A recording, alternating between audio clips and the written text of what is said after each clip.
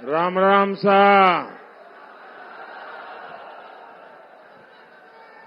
नवरात्रि के इन पवित्र दिनों में मुझे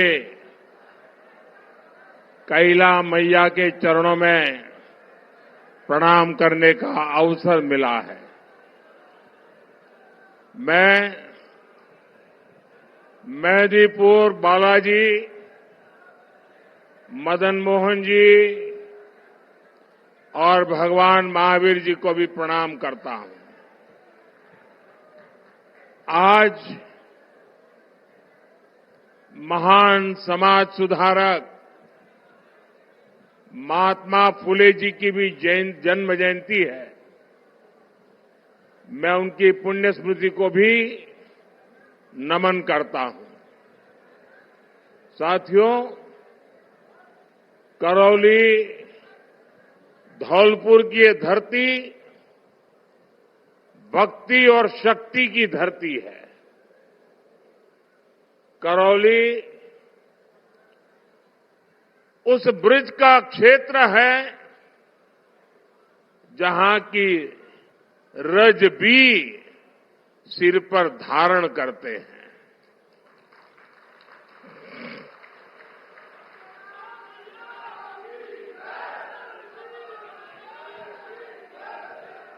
यहां आपका ये आशीर्वाद, इतनी बड़ी संख्या में पधारे मेरा युवा साथी और शक्ति स्वरूपा माताओं बहनों का ये स्नेह देश के लिए बड़ा संदेश है। 4 जून को क्या परिणाम होगा वो आज करौली में स्पष्ट दिख रहा है।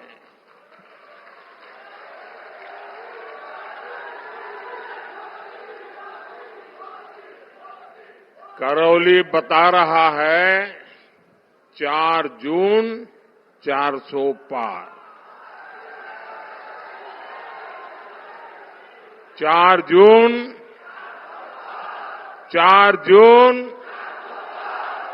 और पूरा राजस्थान कह रहा है फिर एक बार।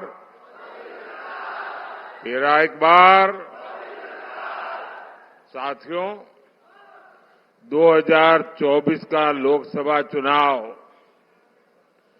कौन सांसद बनेगा या कौन नहीं बन सकता, इतने भर का नहीं है। ये चुनाव विकसित भारत के संकल्प को नई ऊर्जा देने का चुनाव है। पिछले 10 वर्षों में बीजेपी ने उन समस्याओं के समाधान निकाले जिन समस्याओं के आगे कांग्रेस ने हाथ खड़े कर दिए थे। कांग्रेस दशकों तक गरीबी हटाओ का नारा देती रही, लेकिन मोदी ने 25 करोड़ देशवासियों को गरीबी से बाहर निकालने का काम किया। कांग्रेस ने किसानों को उनके हाल पर छोड़ दिया, लेकिन भाजपा सरकार निरंतर किसानों को समृद्ध बनाने के लिए काम कर रही है। आज देश के 10 करोड़ किसानों को पीएम किसान सम्मान निधि मिल रही है।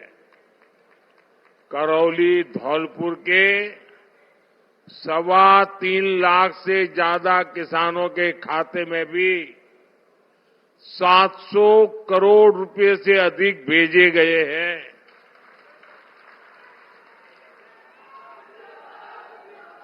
पहली बार किसी सरकार ने पशुधन की भी इतनी चिंता की है। करौली में 80,000 से ज्यादा किसानों के पशुधन को खुरपका मुंहपका के 1.5 लाख से ज्यादा टीके मोदी सरकार ने लगवाए हैं। जब कोरोना में मुफ्त में टीके लगवाए तो चारों तरफ वाहवाही होती थी, लेकिन आपको जानकर के खुशी होगी कि पशुओं का भी मुफ्त टीकाकरण का अभियान हजारों करोड़ रुपए खर्च करके किया जा रहा है। ये हमारा राजस्थान, ये तो मोटे अनाज जैसा बाजरा, ज्वार, सावा, कोदो, कुटकी जैसे श्री अन्न की पैदावार में सबसे आगे है। पहले मोटे अनाज पैदा करने वाले हमारे किसान भाई बहनों को कोई पूछता नहीं था। हमने मिलेट मिशन चलाया और हमने दुनिया को समझाया ये हमारा जो मोटा अनाज है ना, ये सुपर फूड है, सुपर फूड। और हमने उसका नाम भी, क्योंकि देश के अलग अलग राज्यों में अलग अलग नाम थे, तो आज वही मोटे अनाज श्री अन्न के नाम से जाने जा रहा है और पूरी दुनिया में उसकी मांग बढ़ रही है। आपको जानकर खुशी होगी, पिछले वर्ष अमेरिका में व्हाइट हाउस में राष्ट्रपति जी ने मुझे निमंत्रण दिया था और उन्होंने बहुत बड़ा भोज रखा था। और आपको जानकर के खुशी होगी, उस भोज में सब कुछ वेजिटेरियन था। इतना ही नहीं, उसमें हमारा मोटा अनाज था।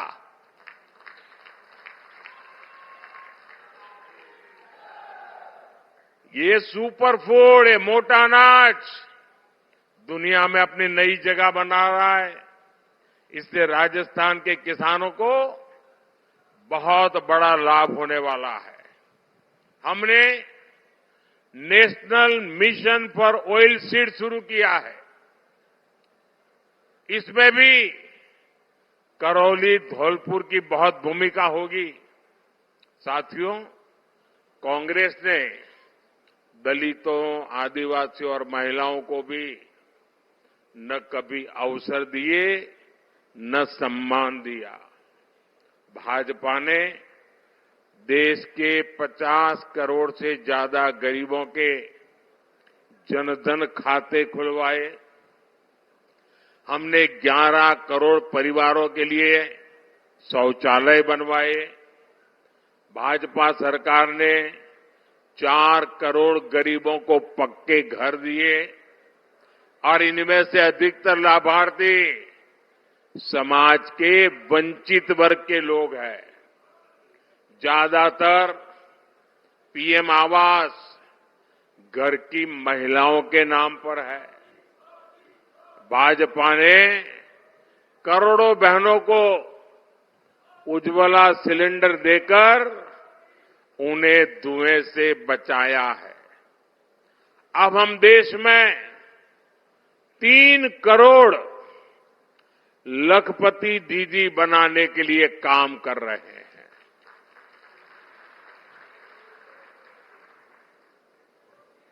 मुझे बताइए, ये सारे काम जो मैं बोल रहा हूं, ये काम पहले होने चाहिए थे कि नहीं होने चाहिए थे? देश आजाद होने के तुरंत बाद ये काम पूरे करने चाहिए थे कि नहीं करने चाहिए थे? ये काम भी नहीं किया इन्होंने। ये काम भी मुझे करना पड़ रहा है। साथियों, हमारे दलित, आदिवासी, महिलाओं को कितनी पीढ़ियों की जिंदगी कांग्रेस की उपेक्षा के कारण तकलीफ से गुजर गई, लेकिन आज गरीब का बेटा 10 साल से प्रधान सेवक है तो गरीब को कितनी ही परेशानियों से मुक्ति मिली है। साथियों, आपको पता है, विकसित भारत के सपने को पूरा करने के लिए मेरा हर पल, हर क्षण देश के लिए है।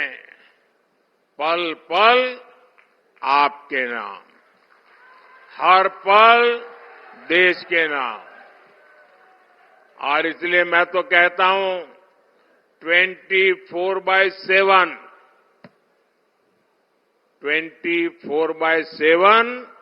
फॉर 2047। साथियों, जो लोग हमारा घोर विरोध करते हैं, ये परिवारवाद और भ्रष्टाचार के दलदल में डूबी कांग्रेस जनता की मजबूरियों में मुनाफा खोजती है। राजस्थान में पानी के संकट को बड़ा बनाने वाली कांग्रेस ही है। केंद्र सरकार ने हर घर पानी पहुंचाने के लिए जल जीवन मिशन शुरू किया, उसमें भी कांग्रेस ने भ्रष्टाचार किया। आज हमारे प्रयासों से करौली धौलपुर के 1.5 लाख घरों में पानी पहुंचा है। और अभी भजन लाल जी बड़ा विस्तार से वर्णन कर रहे थे, जिस ईआरसीपी प्रोजेक्ट को कांग्रेस सरकार ने वर्षों से लटकाया था, उसे भी भजन लाल जी की सरकार ने 100 दिन के भीतर ही पास करवा दिया। और इसका बड़ा लाभ करौली धौलपुर को मिलेगा। हरियाणा के साथ हुए समझौते से राजस्थान ने कई जिलों तक पानी पहुंचेगा। और मैं आपको बताना चाहता हूं, ये संभव इसलिए हुआ क्योंकि हरियाणा में भी बीजेपी की सरकार है और राजस्थान में अब बीजेपी की सरकार लाए, तो हमने मिलजुल करके रास्ता निकाला। केंद्र में भी हम बैठे थे। आपको याद होगा, हिंदुस्तान में बहुत सारे राज्य हैं जो पड़ोसी राज्य के साथ पानी के मुद्दे पर पिछले 30 40 साल से लड़ाई चल रही है। और वो पानी समंदर में जा रहा है, लड़ाई चल रही है।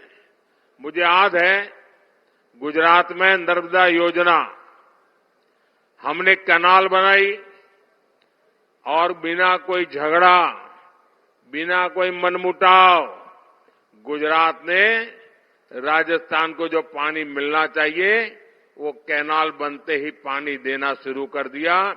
और गुजरात से सटे हुए जो जिले हैं वहां पानी पहुंच गया। और मुझे याद है, उस समय बड़ोसी शेखावत जसवंत सिंह जी गुजरात आए थे, मैं मुख्यमंत्री था, और उन्होंने मेरी बहुत बधाई की, बहुत अभिनंदन किया। मैंने कहा, क्या है, आप तो मुझसे बड़े हैं। बोले, जी पानी देना एक कितनी बड़ी बात होती है और आपने पानी पहुंचाया है, राजस्थान कभी भी आपको भूलेगा नहीं। ये शब्द उस दिन थे। मैं गुजरात से आता हूं, पानी की दिक्कत क्या होती है मैं भली भांति समझता हूं। राजस्थान पानी की कैसी मुसीबतों से गुजरता है मैं भली भांति समझता हूं। और इसलिए समस्या का समाधान खोजने के लिए कोई न कोई रास्ते खोजते रहते हैं। हम हाथ जोड़ करके बैठे नहीं रहते।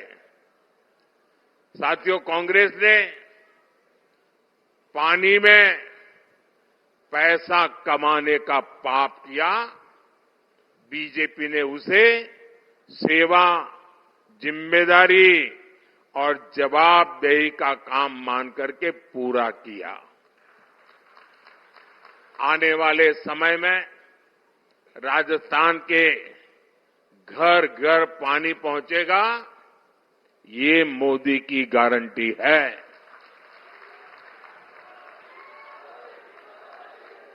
आपके सपने ही मेरा संकल्प है। साथियों, आप लोग मुझे भली भांति जानते हैं। इतने साल हो गए, मेरी जिंदगी को भी करीबी से जानते हैं। आपने मैं कैसे काम कर रहा हूं सब देखा है। आप सब ये जानते हैं कि मोदी आराम करने के लिए पैदा नहीं हुआ है, न ही मोदी मौज करने के लिए पैदा हुआ है। मोदी मेहनत करता है क्योंकि मोदी के लक्ष्य बहुत बड़े हैं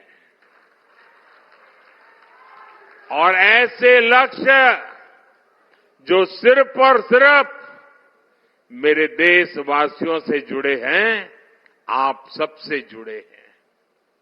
ऐसे लक्ष्य जो आपके बच्चों से, देश के युवाओं से जुड़े हैं। जबकि साथियों, कांग्रेस ऐसी पार्टी है जिसने युवाओं की नौकरी में भी लूट के मौके तलाशे हैं। यहां कांग्रेस सरकार के संरक्षण में पेपर लीक इंडस्ट्री खड़ी हो गई। मोदी ने आपको गारंटी दी थी, बीजेपी सरकार आएगी, पेपर लीक माफिया जेल के भीतर दिखाई देंगे। आज मोदी की गारंटी पूरी हुई कि नहीं हुई? मोदी की गारंटी पूरी हुई कि नहीं हुई? आज राजस्थान ही नहीं, पूरे देश में भ्रष्टाचारियों पर कड़ी कार्रवाई हो रही है। इसलिए इंडी अलायंस के लोग मोदी के खिलाफ एकजुट हो रहे हैं। अब मजा देखिए, देश में क्या चल रहा है। एक तरफ मोदी है जो कहता है भ्रष्टाचार हटाओ, और दूसरी तरफ वो लोग हैं जो कहते हैं भ्रष्टाचारी बचाओ। ये सारे लोग जो भ्रष्टाचारियों को बचाने के लिए निकले हैं ना, कान खोल करके सुन ले। मोदी को कितनी भी धमकियां दे दें, भ्रष्टाचारियों को जेल जाना ही पड़ेगा। ये मोदी की गारंटी है।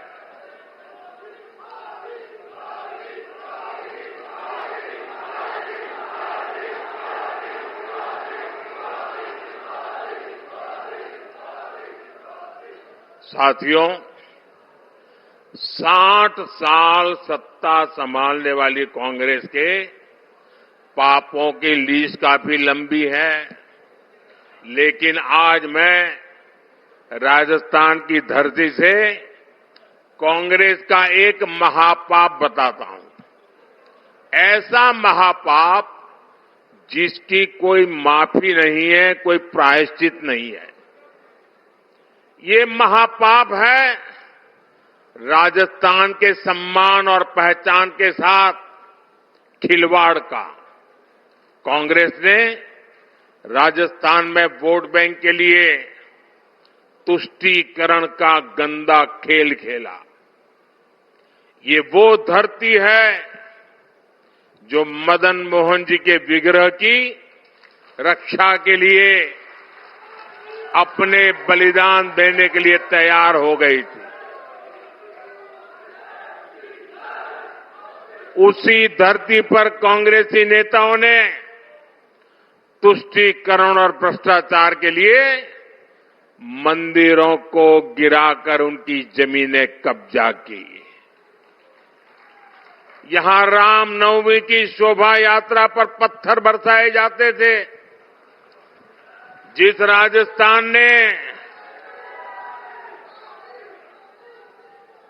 राजस्थान ने धौलपुर ने अयोध्या में 500 साल के इंतजार के बाद बन रहे भव्य राम मंदिर के लिए पत्थर भेजे, उसी राम मंदिर पर कांग्रेस पार्टी के नेता कैसी कैसी भाषा बोल रहे हैं। इन लोगों ने रामलला की प्राण प्रतिष्ठा का बहिष्कार तक किया। इंडी गठबंधन में इनकी साथी पार्टी सनातन को नष्ट करने की बात करती है और ये कांग्रेस वाले उनके मौन समर्थन में खड़े रहते हैं। साथियों, आप बताओ, कांग्रेस का ये पाप माफी लायक है क्या? ऐसे पाप को माफ किया जा सकता है क्या? इन्हें सजा मिलनी चाहिए कि नहीं मिलनी चाहिए? सजा मिलनी चाहिए कि नहीं मिलनी चाहिए? और इस बार जब आप 19 तारीख को वोट देने जाएं ना, तो बटन दबाते समय बटन ऐसे दबाइए ताकि ये पापियों को सजा देने का आपको संतोष मिले।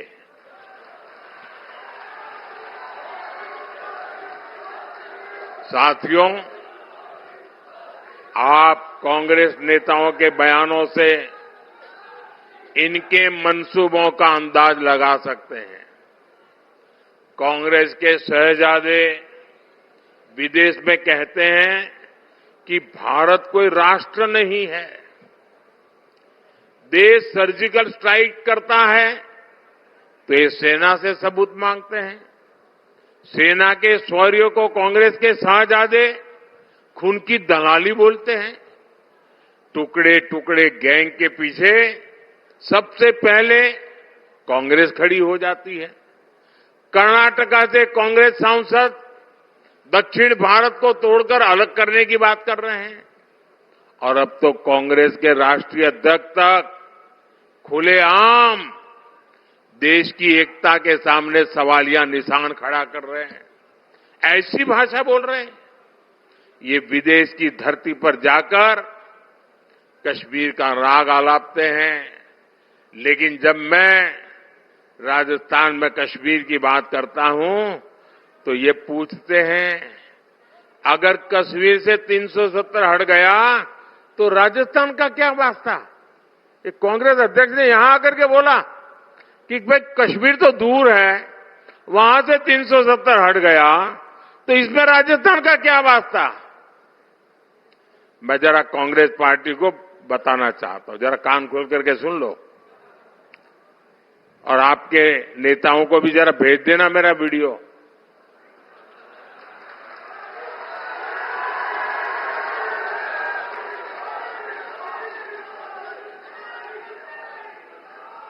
कांग्रेस के नेता समझ लें, राजस्थान का कश्मीर से क्या वास्ता है, ये जानना है तो राजस्थान के बलिदानी वीर शहीदों के घर जाकर के पूछो।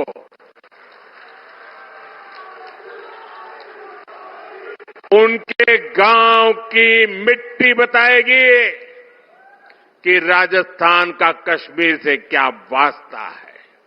कश्मीर की धरती पर मेरे राजस्थान के अनेक वीर संतानों ने बलिदान दिए हैं और आप मुझे पूछते हो कि क्या वास्ता है।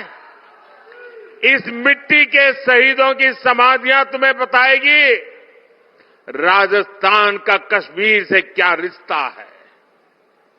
सत्ता से दूर होकर इनकी सोच इतनी संकुचित हो गई है कि ये लोग राणा प्रताप की धरती से पूछते हैं कि कश्मीर का बाकी देश से क्या लेना देना। आप कल्पना करिए, जब विपक्ष में रहकर इसकी सोच ऐसी है तो ये सत्ता में देश की अखंडता और एकता के साथ क्या क्या खिलवाड़ कर सकते हैं। ये यही कांग्रेस है जिसने भारत का एक द्वीप तमिलनाडु के पास कच्चा द्वीपो एक टापू श्रीलंका को दे दिया था। इस देश विरोधी कुकृत्य को कांग्रेस बेशर्मी से जायज ठहरा रही है। कल ही कांग्रेस के एक बड़े नेता ने कहा है, कच्चा द्वीप जो द्वीप है, कच्चा द्वीपू, वो टापू है, क्या वहां कोई रहता है क्या? रहता नहीं तो क्या दे दे नहीं है क्या?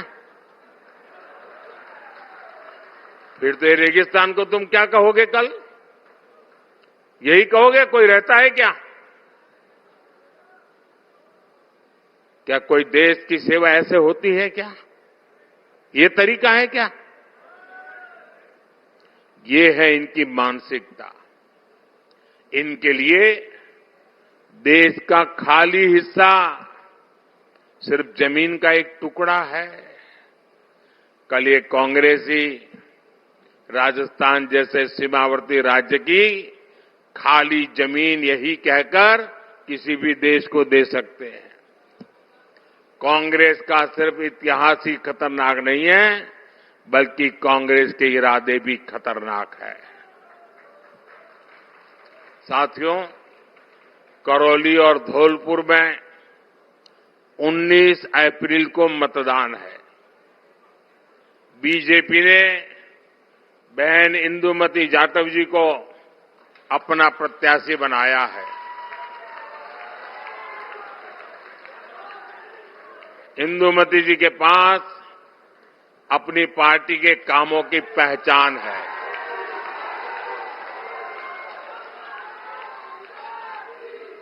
चंबल नदी पर बना पुल हो, दिल्ली मुंबई एक्सप्रेस वे हो, या अब धौलपुर से सरमथुरा तक बन रही ब्रॉडगेज रेल लाइन हो, बीजेपी ने इस क्षेत्र के विकास को नई पहचान दी है।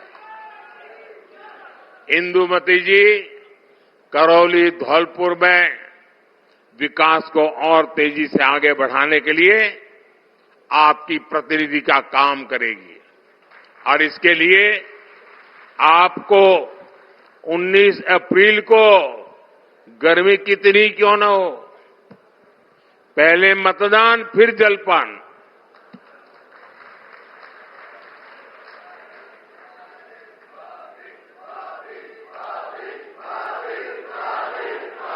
अच्छा मतदान